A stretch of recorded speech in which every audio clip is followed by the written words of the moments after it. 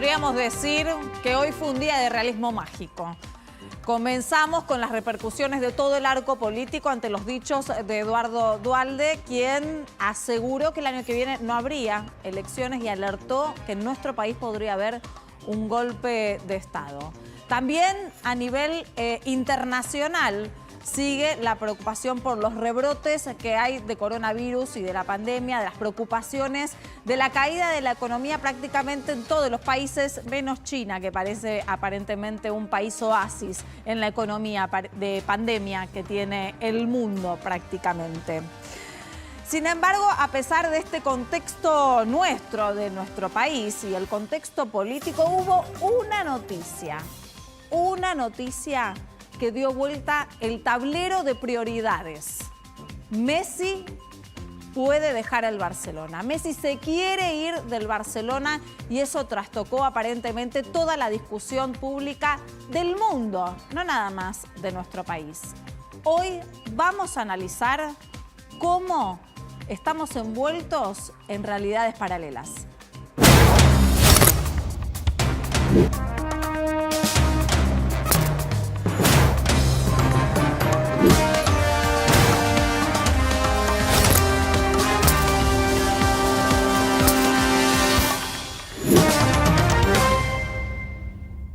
Ya estamos con todo el equipo de Hoy Nos Toca para analizar y vamos a comenzar con ese contexto un poco del internacional que veníamos hablando, los rebrotes que se vienen dando en cada uno de los países, principalmente de Europa. Hoy en España comenzaron a registrarse cada vez más nuevos casos y se conoció en el día de ayer y después también en Holanda. Hay un caso sobre personas que ya se habían contagiado de coronavirus, pero resulta que se reinfectaron aparentemente. Toda esta situación la vamos a analizar con Ernesto Resnick, que es biólogo y científico. Él está en Minneapolis, los Estados Unidos, y precisamente le queremos consultar acerca de estas posibilidades de reinfección. Ernesto, buenas noches. Gracias por atendernos. Hola Diana, buenas noches. Gracias por llamarme. ¿Nos tenemos que preocupar con estos casos de reinfección de coronavirus que se vienen dando? Hong Kong, Bélgica, Holanda. No mucho. La verdad es que es una situación, es una curiosidad más que nada. Es algo que podía ocurrir, que puede ocurrir, que seguramente va a haber más casos. En la mayoría de los casos se puede explicar por problemas en el testeo, problemas de distintos tipos, pero son curiosidades. Hay que pensar que hay 25 millones de personas confirmadas con la infección. Un puñado de curiosidades realmente no va a cambiar nada. Lo que conocemos de los últimos meses es que la inmunidad existe en todos los recuperados, que es sólida, o sea que la gente que se recupera genera inmunidad, con lo cual en algún sentido es una buena noticia para las vacunas, ¿no? Porque claro, las vacunas esencialmente es lo mismo que enfermarse sin la enfermedad. Entonces el hecho de que sepamos que producen inmunidad es una buena noticia, las vacunas harán lo mismo. Y esto que vemos es una curiosidad de vuelta, se puede explicar con muchas teorías de cómo ocurre, pero al final de cuentas son un puñado de casos que no son significativos. Ahora, Ernesto, desde el área que usted maneja, ¿puede tener alguna explicación concreta a esta situación o seguimos en la dinámica del coronavirus que, bueno, un poco es ir sobre la marcha de lo que va sucediendo? Sí, hay explicaciones, yo puedo aventurar una. Los virus van cambiando. Ajá. En general cambian lentamente y por eso, por ejemplo, la vacuna de la gripe hay que dársela cada un año, ¿no? Sí, por temporada vendría a ser. Por temporada, claro. De este virus se espera que mute o cambie más lentamente. Se puede haber dado el caso de que esta persona se infectó temprano en la pandemia, al comienzo de la pandemia, con un virus. Después, al final, ahora recientemente se contagió con uno que ha cambiado un poco. Es muy posible que su inmunidad a la primera enfermedad fue débil y ahora se volvió a infectar. Pero lo positivo es que esta persona, por lo menos el caso de Hong Kong, que es el mejor documentado, claro, es un caso en el cual la persona volvió a generar inmunidad. o inclusive esa inmunidad primera le alcanzó para ahora ser asintomático. Así que hasta en ese sentido, aún si lo podemos explicar por ese lado, por algún cambio en el virus, esta persona se recuperó lo más bien. Así que, de vuelta, yo no creo que sea motivo de preocupación. Bien. Está acá todo el equipo que también le queremos hacer preguntas. Sí, Gise. Sí, ¿qué tal, Ernesto? Marta Cohen, que es una médica argentina que está radicada en Londres, dijo hoy que la vacuna de Oxford va a durar 6 meses y que además habría que aplicarse 2 dosis. La pregunta es, ¿vamos a tener que vacunarnos como con la vacuna de la gripe una vez por año? ¿Y vamos a tener que vacunarnos todos o solamente, como sucede con la vacuna de la gripe, alcanza con que se vacunen los adultos mayores y las personas de riesgo? Mira, voy a empezar por el final, ¿no? Por la gravedad de esta enfermedad, es muy posible que queramos vacunar a todos, ¿no? Eso primero.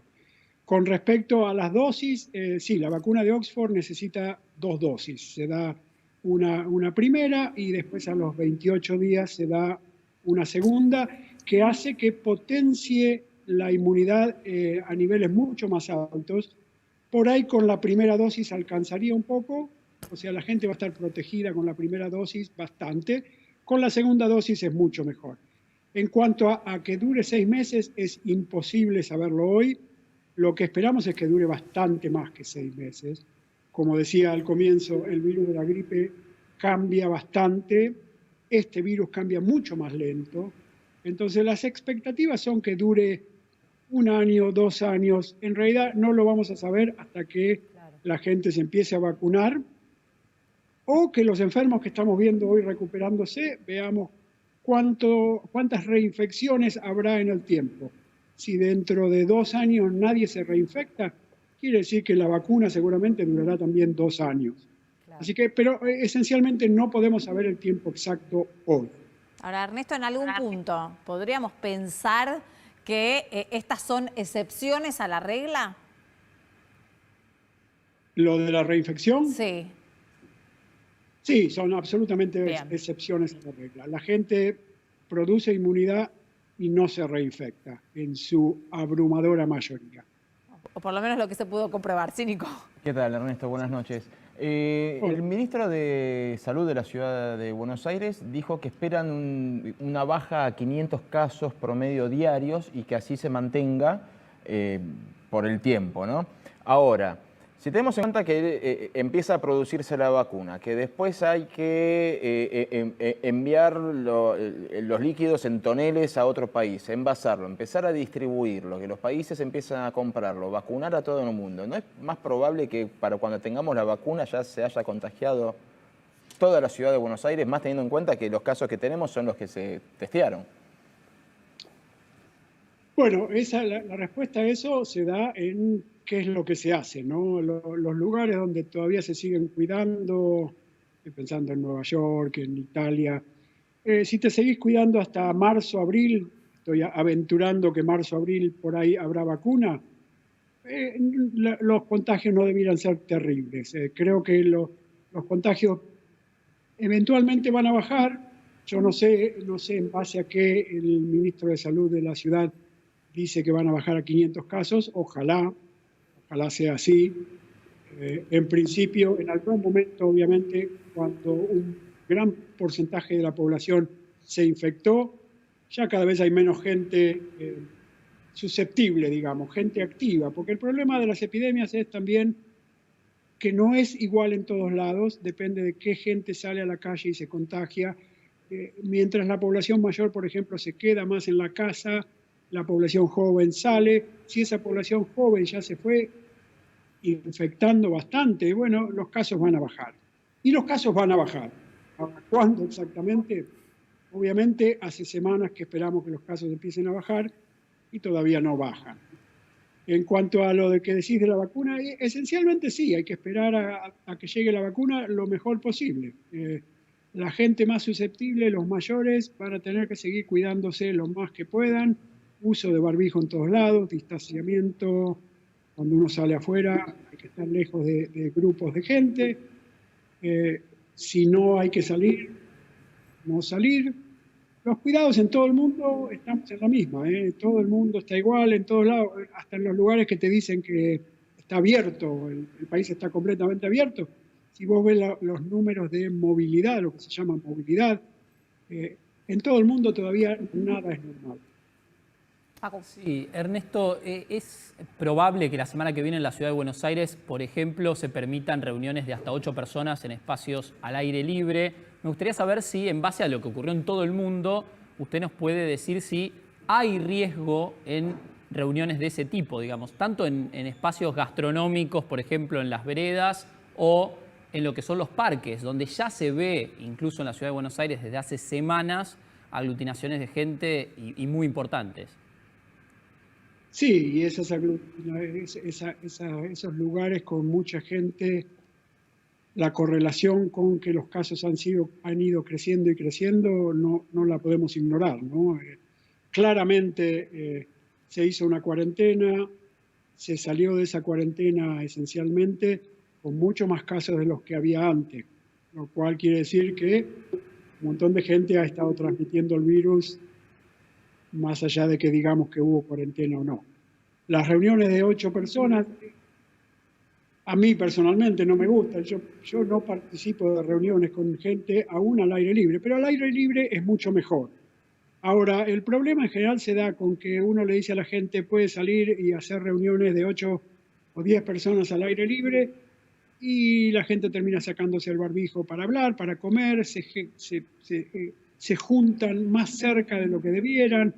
Las fotos que uno ve, ocurre eso. Entonces, bueno, si no se puede hacer otra cosa, bueno, hay que hacerlo y con los cuidados necesarios. Insistir, a mí me gustaría que hubiera una buena campaña de insistir que la gente que se juntan 8 personas a un picnic en un parque, que estén distanciados, que no hablen enfrente uno a otro, que usen barbijo lo más que puedan. Los lugares que lo están haciendo bien y que están saliendo, hacen todo eso. Ernesto, nosotros estuvimos observando en algunas declaraciones del ministro de Salud de la ciudad, Fernán Quirós, que puntualizaba en el tema de las camas de terapia intensiva. Hablaba de que en realidad hubo un pico de 310 camas de terapia intensiva previo a la cuarentena, y con la cuarentena las camas intensivas fueron ocupadas en un número de 110. Por lo tanto, había espacio para poder recibir contagiados graves de coronavirus. Esta circunstancia se contrasta, o al menos aparece esta declaración, en un momento donde el día que pasa en la Argentina hay cada vez más número de contagiados. Entonces, la gente no sabe si asustarse o no asustarse. Usted, evaluando toda la situación, ¿cuál cree que es el número que en realidad hay que mirar? ¿El de terapia intensiva, el de unidades de terapia intensiva y su ocupación en porcentaje quizás, o en cantidad de contagios positivos que puede haber en la población a nivel nacional? El número objetivo que podemos seguir es el número de gente en hospitales que termina en terapia intensiva. Eso está claro, ese es el número. Finalmente, de todo esto lo que queremos es que no se muera gente, ¿no? Entonces, ese número en terapia intensiva es un número clave.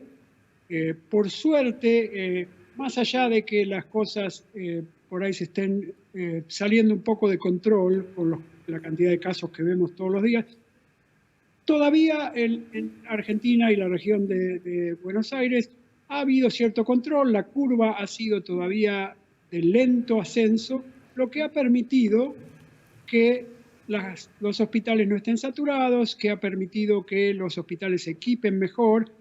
Ahora, si esto se sigue creciendo, el problema, como dicen muchos, no es solamente la infraestructura hospitalaria, sino el personal de salud.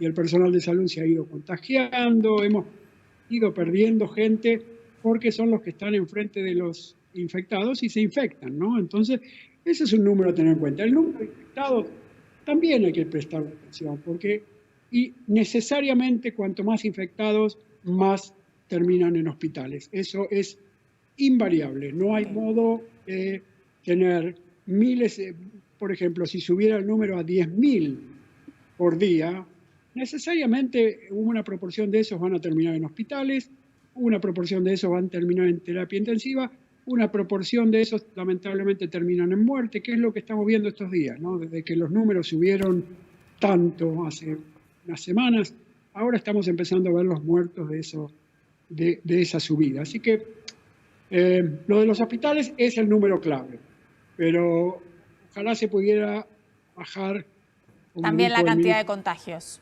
Absolutamente. Y en ese sentido, en los Estados Unidos, ¿cómo se comportó? ¿Cómo es la actualidad de la pandemia?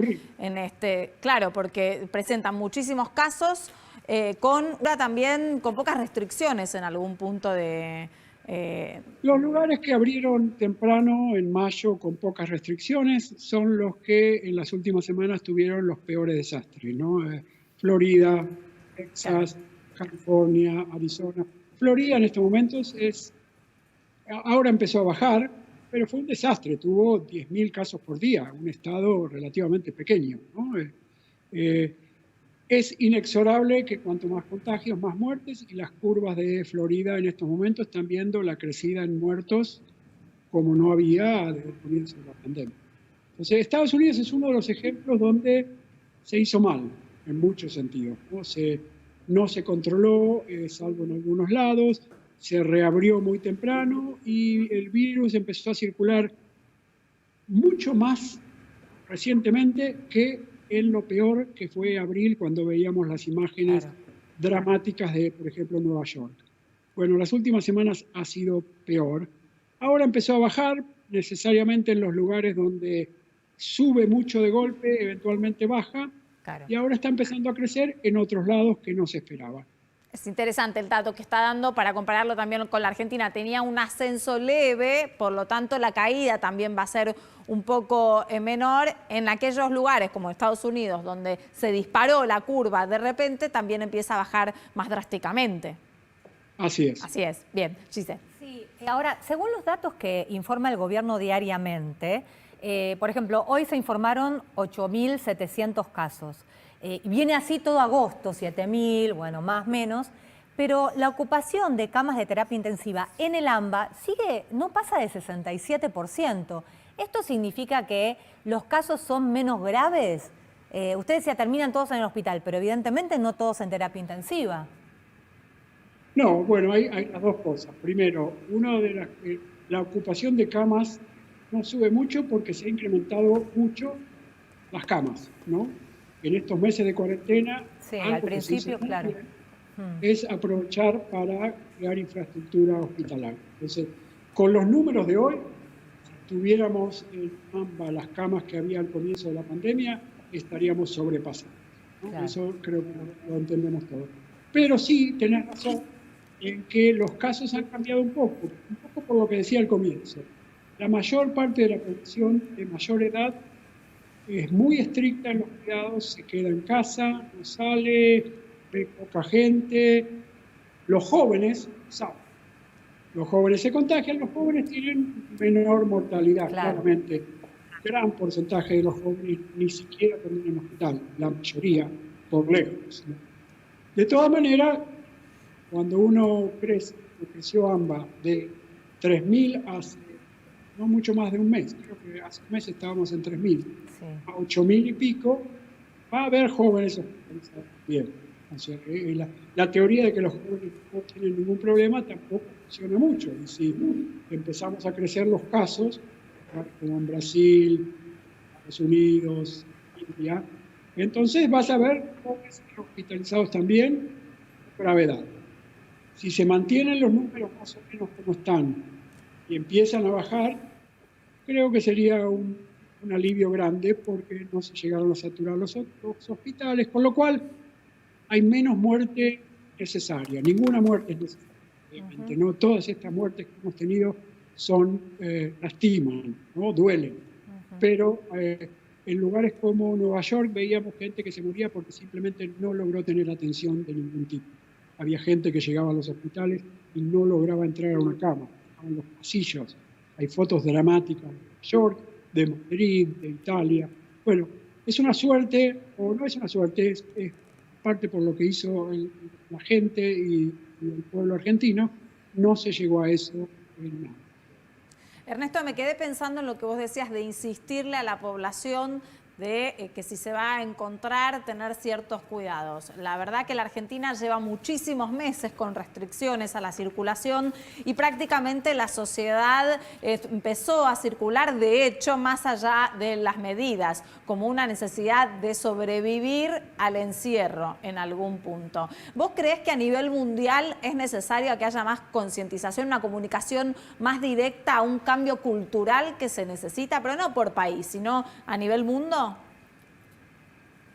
En distintos lugares del mundo es otra cultura, otra conciencia. Los países asiáticos, por ejemplo, lo tomaron esto de entrada con mucha responsabilidad. La gente toda inmediatamente usó barbijos. El Estado, por ejemplo, en lugares como Taiwán, el Estado provee 2 barbijos por día. La gente con un teléfono busca dónde le van a dar el barbijo, va y lo encuentra. La gente redujo movilidad muy grandemente.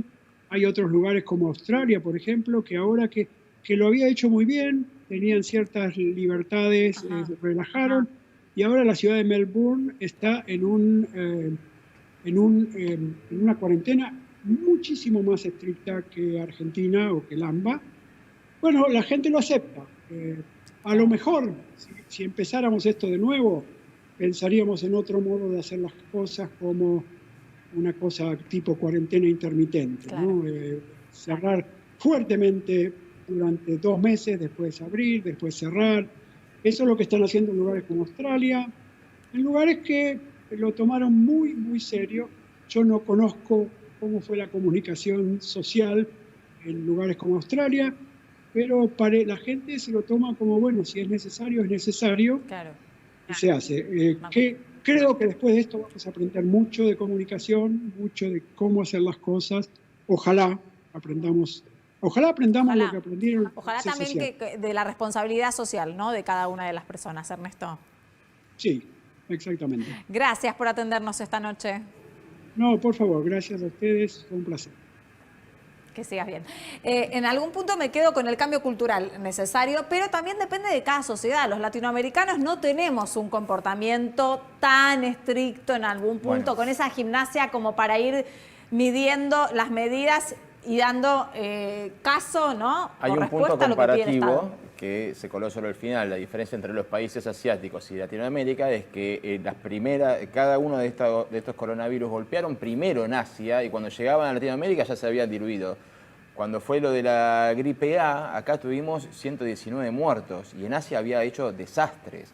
Entonces en Asia, ante el primer síntoma, todo el mundo se pone el barbijo y se acabó. De hecho, es un mal gesto si alguien está resfriado y circula por la calle sin barbijo. Todo el mundo lo mira mal. O sea, acá siempre llegó tarde. Entonces, una vez que nos golpea en serio algo, es como que culturalmente no estamos acostumbrados a esas pequeñas medidas. Y a esto del cuidate y cuida al otro. Claro, no. Y rescato algo que dijo Ernesto que es interesante, porque él mencionaba el hecho de abrir y cerrar, y en la Argentina algo se hizo bien, que son los protocolos en las industrias, en las fábricas. Sí, es prácticamente no hay contagios. Y piensen que toda la industria frigorífica, toda la industria láctea, toda la industria alimenticia, siempre estuvo funcionando. Bueno, no los supermercados, sin ir tan lejos a las industrias, los supermercados donde ustedes van a hacer las compras en la casa, los grandes incluso, ninguno cerró. Sí, Claro. No, la verdad que hubo muy poco, dos casos aislados nada más que cerraron preventivamente por 24 a 48 horas y después no hubo problemas.